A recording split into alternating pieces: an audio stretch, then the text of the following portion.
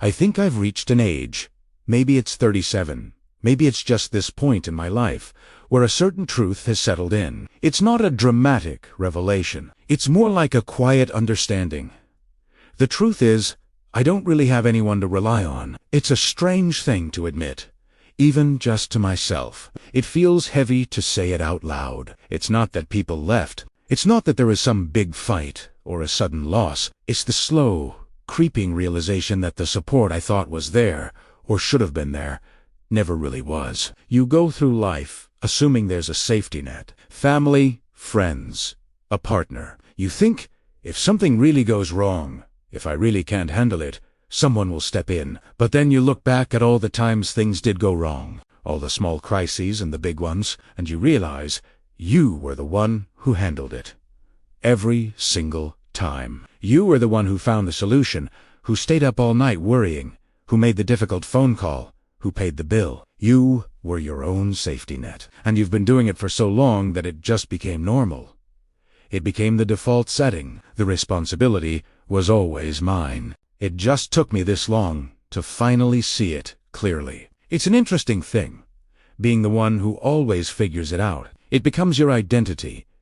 You're the reliable one, the strong one, the one who has it all together. People come to you with their problems because they know you'll have an answer, or at least you'll find one. You become the go-to person for emergencies. Your phone rings, and you know it's because someone needs something fixed. A problem needs solving, and you do Italiano. You don't even question it anymore.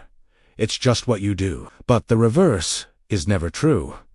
When you're the one who needs help, there's just silence. You look around, and everyone else seems to be busy with their own lives. Or they give you a few words of encouragement. You'll figure it out. You always do. And they're right. You will figure it out. Because you have no other choice. You've built this reputation for being self-sufficient, and now you're trapped by it. You learn to stop asking for help.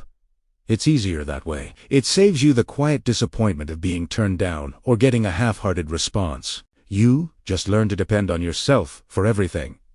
Financial issues, you handle them. Health scares, you drive yourself to the doctor and wait for the results alone. A tough day at work, you come home and sit with it by yourself. You become your own planner, your own cheerleader, your own emergency contact. It's not about strength anymore. It's just survival. You are the only person who is guaranteed to show up for you. There are people in my life. I see them. We talk. We might even laugh together. But there's a difference between having people around you and having people you can lean on. I can't lean on anyone. If I were to put my weight on someone, I have a feeling they would just step aside. Not out of malice, but because they're just not built to hold anyone up. Or maybe I'm just too heavy. The support system I imagined was just that. An imagination. It was a nice idea. Something you see in movies or hear other people talk about. That friend you can call at 3 a.m. That family member who will drop everything to be there. I don't have that. And it's a very particular kind of loneliness. It's not about being physically alone. You can be in a crowded room and feel it. It's the absence of a place to rest your burdens, even for a moment. Everyone seems to have someone they call when their car breaks down. Someone who will listen to them vent for an hour without judgment. Someone who remembers the little things.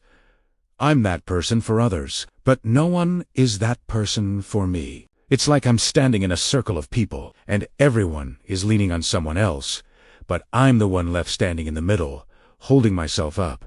And nobody notices, because from the outside, it just looks like you're standing straight. It's a very quiet weight to carry, the weight of every decision falling on your shoulders. Big decisions, small decisions. It doesn't matter. You're the one who has to make the final call. Where it's alive, what job to take, how to handle a family crisis. There's no one to bounce ideas off of. Not really. Not in a way that matters.